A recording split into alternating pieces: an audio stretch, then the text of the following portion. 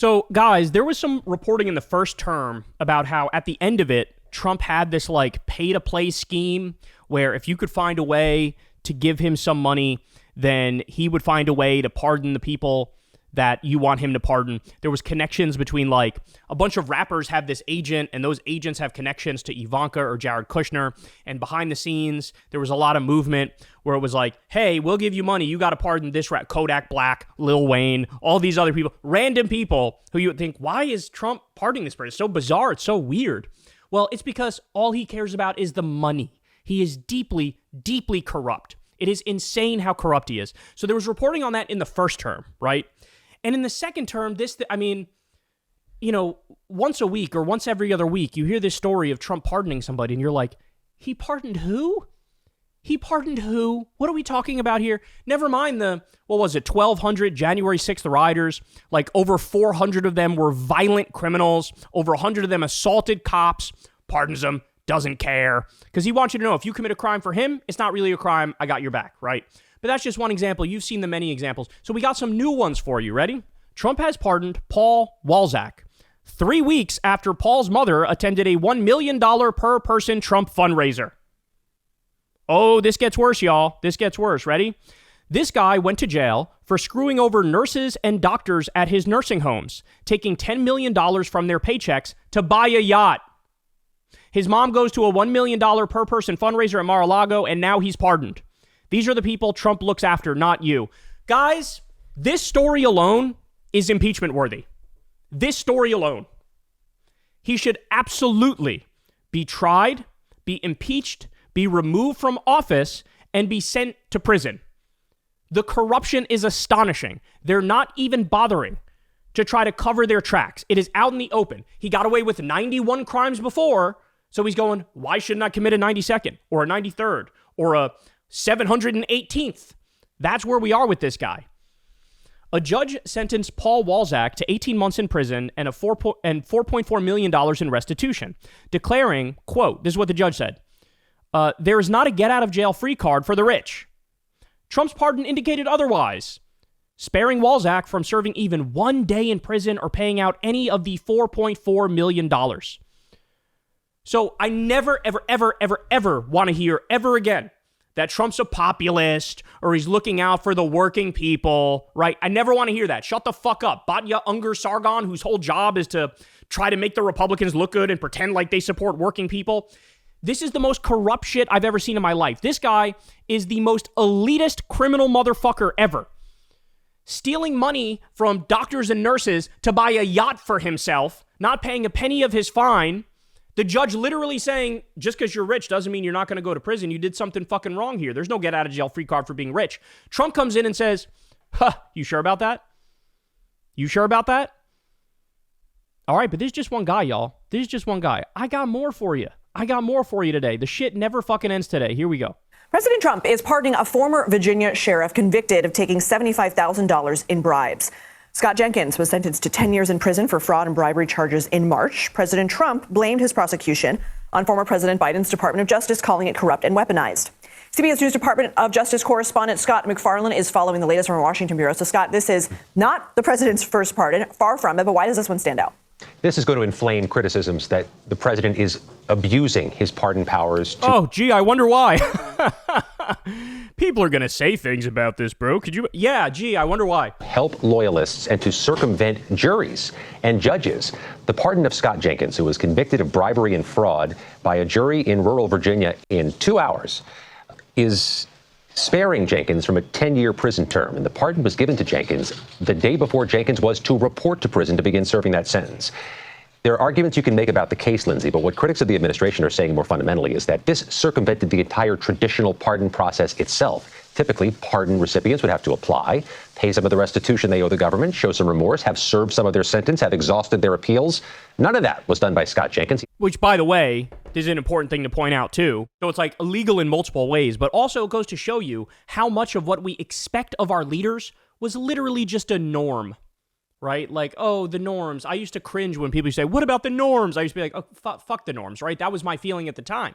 Now, having somebody like Trump in there, you go, oh, the norms were actually important. When people talk about the quality of somebody's character, again, I used to sort of wince at that and be like, is that really the most important thing in a leader? I don't care if the leader's an asshole, but he gets stuff done for the people. Who cares that he's an asshole? Who cares that he might be selfish or whatever? No, wrong. It turns out character is important. Personal qualities are important. It's important to be honorable. It's important to have integrity. It's important to be virtuous. It's important to tell the truth. All these things are important. And so now it's not just doing illegal actions, pardoning these absolute disgusting criminals. It's also the way in which he's doing it, where he goes, I don't care about the process. Fucking get this guy out right now. I'll jump over whatever rules are in place, whatever guidelines are there. Fuck it. I do what I want. This is how Trump is. Started serving his sentence or initiated much of his appeals process, and he is unapologetic and still denies what he was convicted of earlier this year. And there is a system for presidents to issue pardons. How is President Trump using it? Some presidents have a variety of takes on this. Former President Biden had any number of pardons he issued by the hundreds that went through the traditional system. Then he had those 11th hour pardons just before leaving office where he preemptively pardoned his family members and members of the January 6th. That looks like Boy Scout shit now, y'all. Oh, my God. When everybody freaked out about him pardoning Hunter Biden, that is Boy Scout shit compared to the pardons this asshole is handing out like candy. Select Committee in the U.S. House. President Trump has seemed to use the atypical system more than anything. He has doled out pardons to supporters who did not go through the traditional system. Think of the 1,500 plus January 6 defendants. You could think of a Las Vegas city council member he pardoned a few weeks ago who was accused of using money from a police memorial for personal expenses at her daughter's wedding. Then you have the matter of Scott Jenkins, the sheriff. By the way, remember this? Yeah, I forgot about this one. We talked about this one. There was this politician who raised money for like slain police officers. And she literally stole the money and used it for plastic surgery. Bro, Mar-a-Lago face is a real thing. You know how they say Mar-a-Lago face? It's those older women that got like Botox all over their face, fucking lip filler. They got like 17 plastic surgeries. And it makes them look older. This woman stole money from murdered police officers and used it for like a fucking BBL or some shit.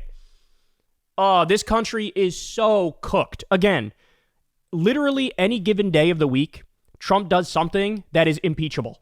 And I hate to say it, but Democrats, where are you?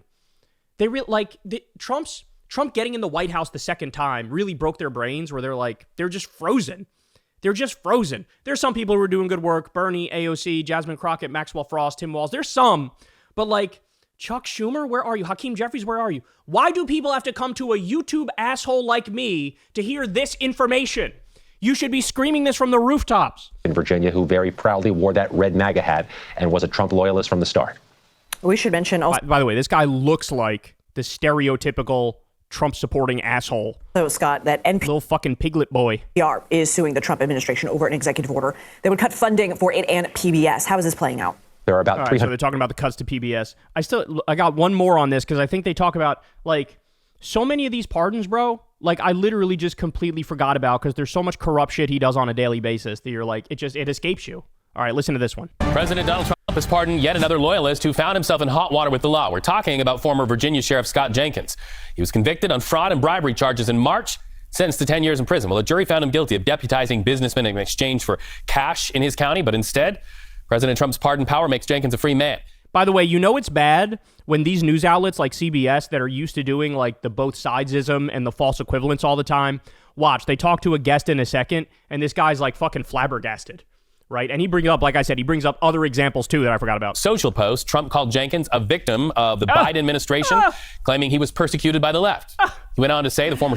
All he has to do is radical left scum. That's like, he doesn't even provide arguments anymore. It's just like, bad people, they're bad people, even though I'm the bad guy doing the bad thing, but they're bad, therefore we get to do whatever we want. Does not deserve to serve a single day in jail. And let's keep this in mind. Jenkins is the latest pardon that Trump has given to loyal supporters. In April, Mr. Trump pardoned embattled Nevada Republican Michelle Fiore, who was awaiting sentencing on federal charges that she used money meant for a statue honoring a slain police officer instead for personal items, including plastic surgery. So let's bring in Glenn Thrush. He's the Washington correspondent for the New York Times covering the Justice Department. Glenn, what more can you tell us specifically about the Jenkins case and what made President Donald Trump push the button, get out the pen, and pardon him? Well, let me give you a little breaking news here. My colleague, Ken Vogel, just reported on a third pardon, a former health executive named Paul Walzac, who was just pardoned for a series of tax crimes after his mother lobbied for his pardon and raised millions of dollars for Trump's campaign. What we're seeing here, to put it really bluntly, is Trump and company redefining criminality. These are not people who are sort of marginal. We're not talking about, for instance, J6 rioters who sort of lingered outside the building, as some in Trump's camp have argued. We're talking about people who committed gross crimes.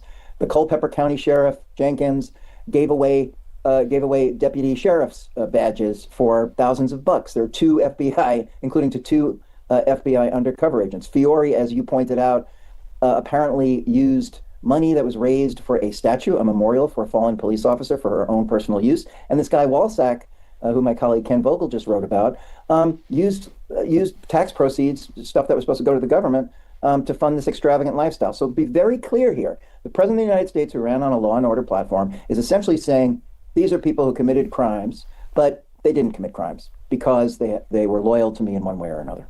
Well, and you mentioned... And by the way, it needs to be said, again, I never want to hear another fucking word about these law and order. We are the law and order. You are literally the exact fucking opposite. The exact opposite. First of all, Trump himself is a war criminal. He's surrounded by war criminals and torturers. And look at all these disgusting criminals. If it's a white-collar crime, they think it doesn't count. If you have money, it doesn't count. If you have connections, it doesn't count. The only crime they seem to care about is if there's like a black guy robbing a convenience store of a Snickers, in which case, life sentence for them. But if you do what Enron did, for example, oh my God, he'll pardon your ass. He's friends with Diddy, y'all. There's a non-zero chance he pardons Diddy, bro. Oh, my God. And Michelle Fiore, as one of those, the president has pardoned those supporters. Michelle Fiore, if our national audience is not familiar with her, she made national headlines before this latest bump with the law by having a Christmas card where she appeared with an arsenal of weapons, children also in that Christmas card. I covered her for many years in Nevada. Also know that she was very much an advocate for seeing January 6 rioters pardoned as well. And in many cases, those also happened. What does this say at large to the citizenry about how President Trump sees the justice system? Well, it says that certain crimes are apparently okay. And again, like this, I'm not editorializing here. These people committed crimes. They were first, they were indicted by federal grand juries in some instances in which evidence was presented, and they were convicted by a jury of their peers. Remember I just hit me now. Again, I keep remembering his horrific pardons. The Aussie media guy, something Watson, that guy, just a total scam artist, total fraudster, defrauded all these companies that he got to advertise with them by lying about the numbers. Just insane. He pardoned him. I actually think, but part of me thinks he's just objectively pro-crime. Because, again, he thinks if I commit a crime or my friends commit a crime or other rich people commit a crime, it doesn't count. It doesn't count because we're good. We're us. These are not people who are blameless under the law, who were persecuted. And by the way, this notion that the Biden Justice Department weaponized to go after Jenkins, for instance, is total nonsense. I mean, how many Democrats did the Biden Justice Department go after? How many Democrats? Eric Adams, they went after. Bob Menendez, they went after. The idea they're weaponizing the Justice Department. No, that's what you're doing. It's never been more clear. It's never been more obvious. That's why he packs every part of his government with loyalist sycophants who will do whatever the hell he says. This guy committed clear acts of bribery, and this was a nonpartisan case. But again, as you pointed out, this gets back to sort of the original act of the Trump administration. Let's not forget, the first big thing that Trump did on day one was to issue blanket clemency for the Capitol rioters. And again, as I've said before, some of these, there was a sense even from folks who prosecuted that towards the end, some of the final prosecution of people who committed lesser offenses, should absolutely everybody have gone to trial? No. But Trump didn't differentiate. And the most violent, aggressive people who ransacked the Capitol were also pardoned. And one last thing. Who is the pardon attorney right now? It is Ed Martin, the former interim U.S. attorney in Washington, D.C., who wasn't able to get confirmed by the Senate over concerns that he was too close to the J6 rioters. And he is now the pardon attorney in the Department of Justice. Of course, the big question is for voters what to do with this information as you start to see the patterns. Glenn Thrush of the New York Times. Jesus Christ, bro. Jesus Christ. There's been so many of these pardons. I literally, I forget them. There's been so many. Every time you read about a pardon, it's the worst crime you could possibly think of. And he pardons them. So it really breaks down into, it's either personally corrupt and there's money involved and it's changing hands and that's hidden, or they're just a big supporter of Trump and he says, well, if you're a big supporter of me, then I'm going to pardon you, or it's both of those things in some cases. But those are the standards. The whole idea of a pardon, it's supposed to be like, hey man, this was a miscarriage of justice. This person was actually persecuted, was actually oppressed, or like Alice Johnson, for example, which was one of the people Trump freed in his first term, and Kim Kardashian actually lobbied him to free Alice Johnson, this like sweet grandmotherly lady who got caught up in a drug deal and was supposed to spend her life in prison and like had a clean record before that. The idea of her going to prison for life is insane. So that's an example of, okay, that's where pardons make sense, right? Mass pardoning all the low-level drug offenders, that makes sense. This is not that. This is not that. I'm telling you, he's got to be tried, he's got to be impeached, he's got to be removed, he's got to be sent to prison. If we lay this precedent that this is what a president can do, we don't have a country anymore. We don't have a democracy anymore. What we have is a king in that scenario, a dictator, a tyrant, a fascist. And this is what we're looking at right now. Hey, y'all, do me a favor and like and subscribe. It helps out big time in the algorithm. Click the bell as well for notifications when videos drop. And watch that video on screen right now. You know you want to.